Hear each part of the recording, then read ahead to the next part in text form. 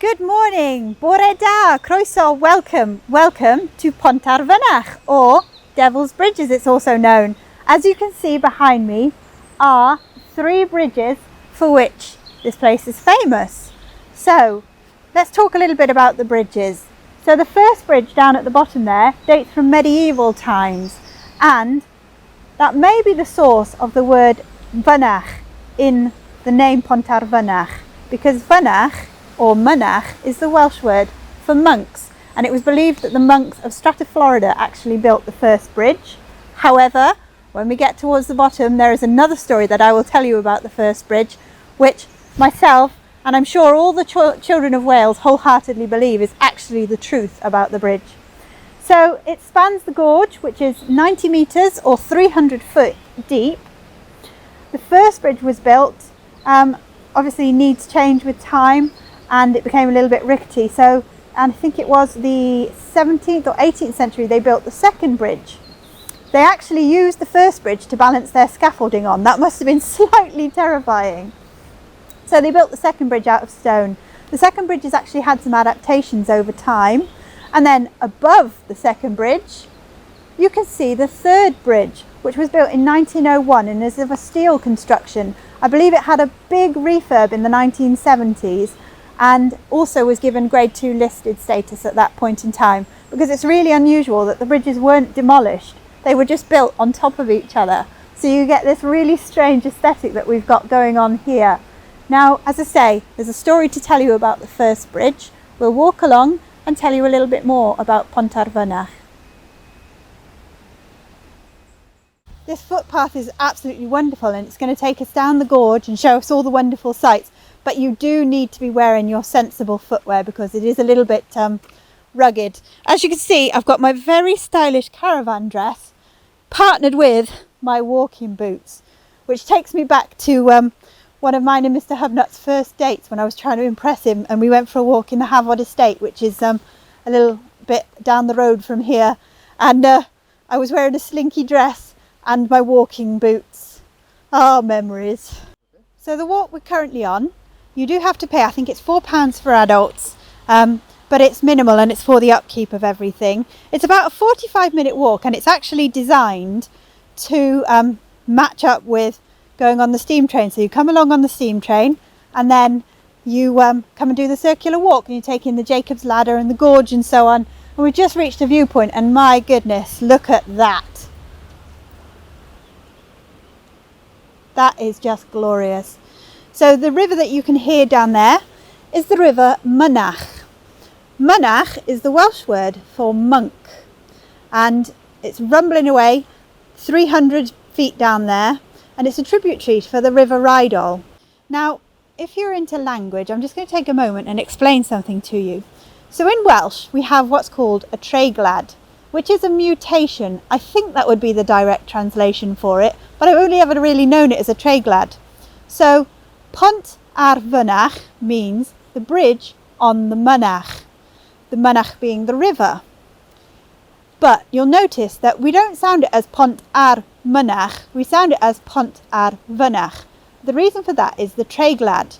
Because it has the word ar, which means on the, before it, the M becomes an F, which, Welsh being as it is sounded as a V. There isn't a V in the Welsh language. So it becomes Pont ar Fynach, and that's called a treiglad, or a mutation in Welsh.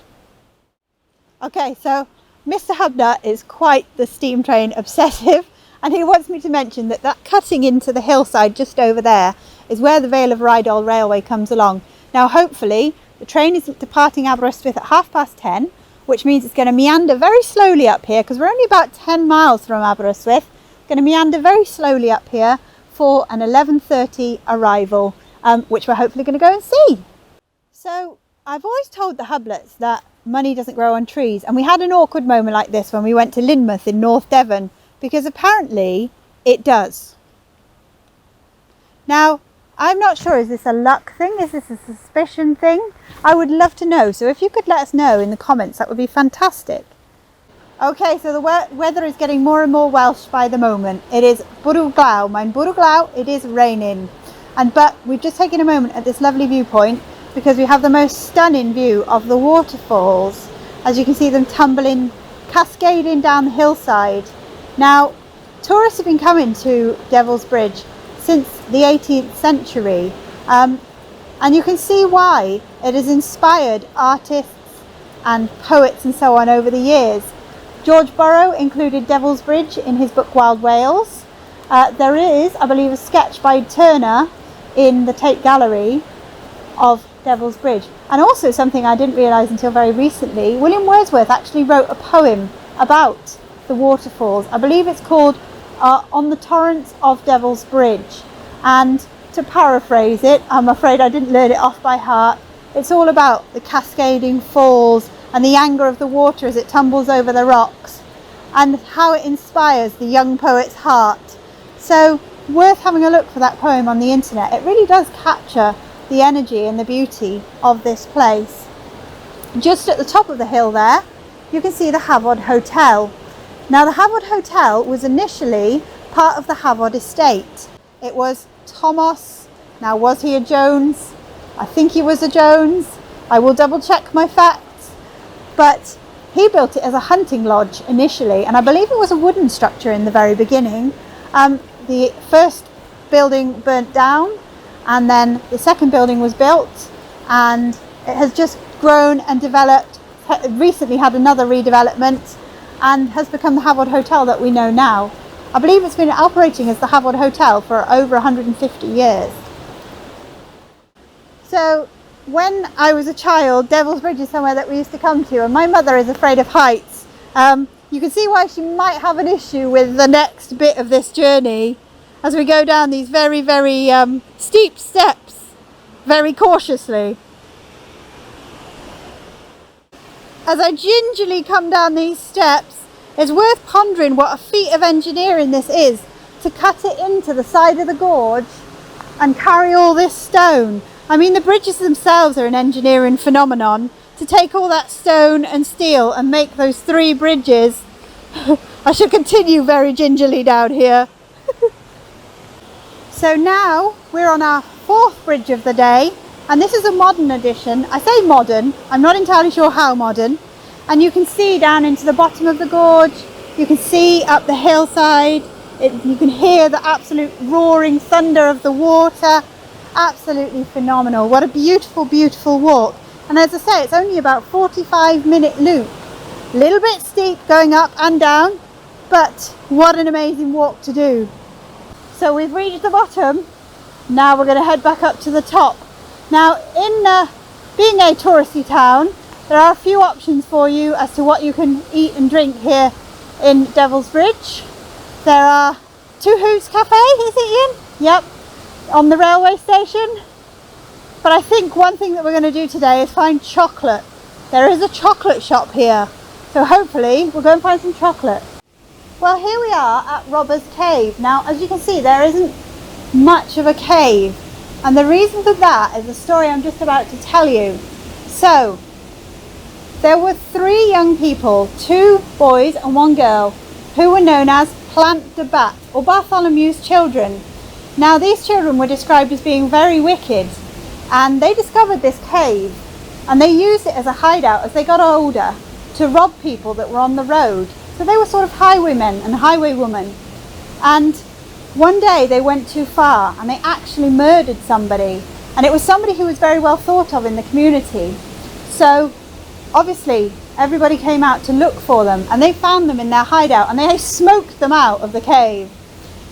And the bit that was really upsetting to me was that the 2 men were hung, but the woman was burned at the stake.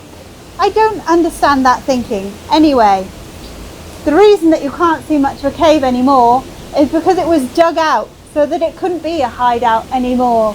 So this is all that's left of Ogof Aladron, or Robber's Cave. Got some lovely graffiti there. Wow, that's some really old graffiti there. It's fantastic. I mean, yes, you've got new stuff, very recent things, but to see something like that. And it's funny because we're just watching, there's an older one as well. And here, look, yeah. John Morgan's. There we go, that's an older one. But yeah, it's funny to see this because there's just a discussion on sex education about graffiti and whether it's art. And I think that's a timeline really that we have captured there. So we're at another viewpoint and it's just so beautiful here. We just wanted to share some more gratuitous waterfall footage. You can see this tree that's come down. It's obviously been here for a very long time because it's just absolutely smooth. Look how angry that water is. Now, Mr. Hubnut suggests that the time to come down here is October because the foliage has cleared a little bit and you get an amazing view down the valley and you can see for miles. So October is probably the time to come. You probably will encounter rain though. It is Wales. We mentioned before when we were in Aberystwyth and we saw the police station, we mentioned the series Aberystwyth or Hinterland. I believe it was the first episode and it's really haunting. It's worth a watch, but it's pretty disturbing viewing. There was an abandoned children's home here in Tregaron, in Devil's Bridge. There was an abandoned children's home here in Devil's Bridge and there was one of the children who was coming back and there was something about a dead baby and they found a body in the gorge in one of the pools and Ian was just saying that they were filming for that in November. I just can't imagine being in that water in November. It must have been horrendous. So as I mentioned, this place is called Pont ar Fynach, which is bridge on the Mynach. But it also, and the Mynach relates to monks, because this used to be monastery lands relating to Strata Florida. Now one story, as I mentioned, is that that bottom bridge there was built by monks. However, there is another story, and it goes like this. Once upon a time, there was a poor old lady walking along the gorge, and she was looking for her cow, and she couldn't find the cow anywhere.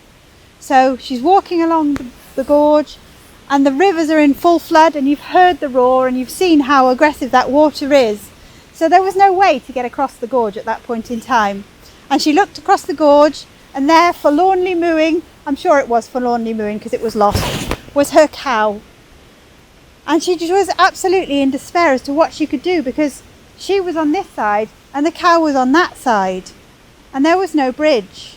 And suddenly she turned around and there was a hooded figure behind her, and this hooded figure made her an offer. This hooded figure said that he would build a bridge, and in return for building that bridge he would take the first soul that crossed the bridge. So the woman agreed because the cow was all that she had. But this woman wasn't silly. She was walking with her dog. And so when the bridge had been built by this hooded figure, she threw a piece of bread across the river and her dog followed across the bridge. And so I've just given away the punchline. And so the hooded figure had to take the soul of the dog when what he wanted was the soul of the old woman. So he stormed off in a temper, and she realised that this character, this hooded figure, was actually the devil. And that's where the name Devil's Bridge comes from. And the name Devil's Bridge has been in use since about 1734. So, what do you believe? Was it monks or was it the work of the devil? Okay, so we're just pulling out of the car park and we're just going to go across the bridges because we have a train to catch. Now, as we go over the bridges, it's worth mentioning that on the left-hand side, if I can encourage this camera to look that direction, and down in the gorge is the Devil's Punch Bowl. We haven't had a chance to go and look today because we've got to go and catch this train, but it is absolutely worth a look. Another stunning view. So we're just coming through Devil's Bridge now. There's the Hubnut Hotel in all its glory. We've just passed the gates to the walks.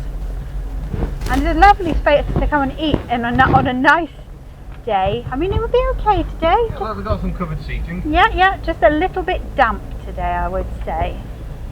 So we're going through Devil's Bridge now. Now, Devil's Bridge has a very small population. I think in the 2016 census it was said there were 429 residents. There's 428 now, Ian. You let the side down. So here we are at the Vale of Rheidol Railway. This is the Devil's Bridge end. We've seen the Aberystwyth end.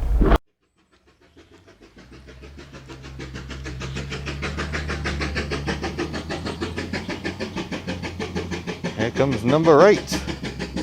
I'm taking over for the steam train activities in this video.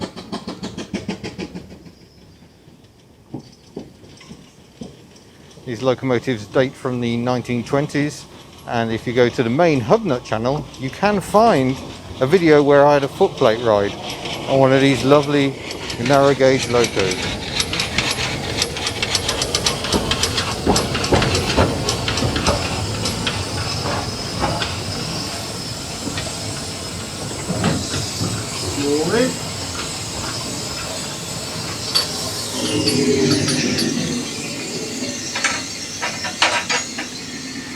Well, this is interesting. The pine marten has been reintroduced in Scotland and Wales. They reintroduced it in about 2015. So it's one of the rarest mammals in Wales, and they are back here, which is lovely to see. I don't think this guy is very active. I don't know if you can catch that, but the chicken is just sort of growling away there almost. So we're having lunch with the chickens at the Two Hoots Cafe. The train has just come in. I'm sure we're going to have some lovely B-roll footage of the train coming in, although we don't want to lose the sound, so we might just play that by itself. I've got a tuna cheese jacket potato because I'm trying not to indulge too much at the moment. And as you can see, Mr. Hubnut here has a couple of Welsh specialities. So this, if you haven't seen it before, is called Aberystwyth. Now this is a loaf that you make, and you soak the fruit in tea a day beforehand. Now I'm saying that's my method. I'm sure lots of mumgies and nines and mams have other methods. And then you have here the Welsh cakes. Now these are cooked on a flat griddle, and it's again raisins, you've got mixed spice in there, and my children absolutely love these. These never get cold in our household because they will eat them before they've cooled down. So you should probably know that Mr. Hubnut has a love other than tea, and that is chocolate. So we are going to Sarah Bunton's award-winning chocolate shop, and we've just been informed that she's just won 2 more awards for her flavoured chocolates. So this is top class stuff that we're going to have, and apparently the hot chocolate stirrers are particularly delicious. So I suspect, oh yes, thumbs up from Mr. Hubnut, I suspect we'll be investing in a few of those today. Okay, so we're in Giselle right now, and it smells absolutely phenomenal because we've got some of Sarah Bunton's award-winning chocolates here. So we're going to start here. What's that one? This is a Turkish delight. Here we go. I think that's a milk chocolate, I would say. That's yummy. I just love it being so aromatic. It's really yummy. Passion fruit truffle. Milk chocolate, would you say?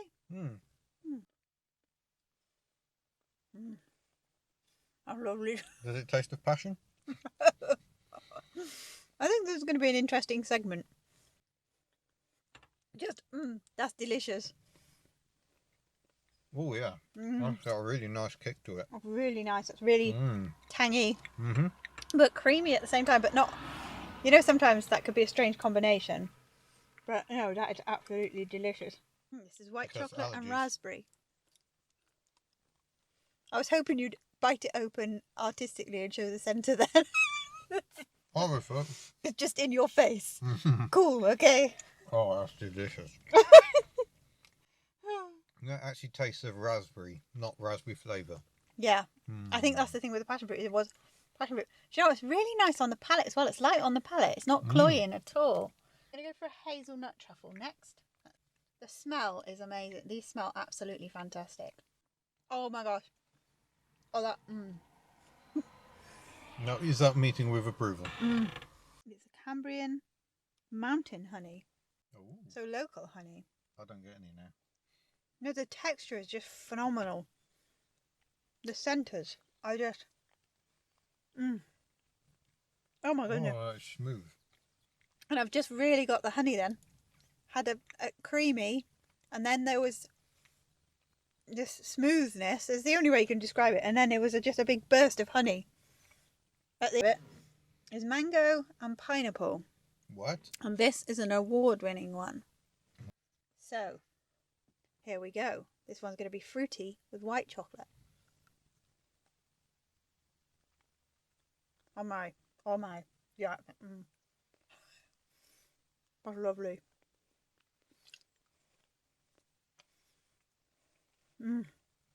Ooh. Oh my goodness. I can't describe that. Okay.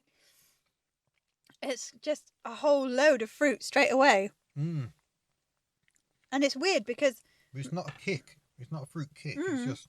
But mango and pineapple, and you would have thought that you just get like an amalgamation of the two. But actually, you can really taste the two separately. So... Oh...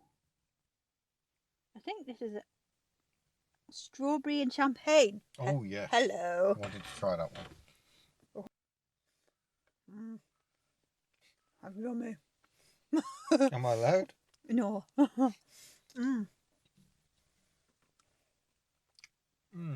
Oh my. It really is champagne and strawberries. And these centres. Oh yeah, there's the alcohol. The texture. Hang of alcohol with the smoothness of the strawberry. The texture of those centres is amazing. So smooth. I've never had a centre like that. That is just gorgeous. Here is the Merlin truffle. Now Merlin, if you don't know, is a Welsh liqueur. It is a little bit in the ilk of Bailey's, but it's Welsh and it's much nicer. We need words. I know, but I haven't got words right now. That is lovely. The hint of the Merlin on the back. That's lovely. Because Merlin is obviously a coffee liqueur, but that is just absolutely delicious. And finally, it's a cherry liqueur. That one's all yours, It's baby. got gloop. I'm just testing the gloop. Whoa! Mess everywhere. Look how artistic that is. You've exploded. Oh. It's dribbling all down your dress. I know. All over your caravans. Oh no, my caravans. Oh no! I lost some chocolate. Just eat the rest, quick. Conclusion. Okay, that was the best. I ate it all. I do apologise for that. I'm not fussed. I don't like cherry or liqueur. It was very much a liqueur, but not oppressive. It was really delicious. And the cherry wasn't a glacé cherry. It was soft and juicy. As we saw, there's whatever juice that is all over me. Sorry, that sounded dodgy. That did sound very dodgy. I do apologise. But that was glorious. I could eat a box of those. Christmas is coming, just to let you know. Okay. So yeah, that's our chocolate trying. I think that's well and truly my calories blown for the day.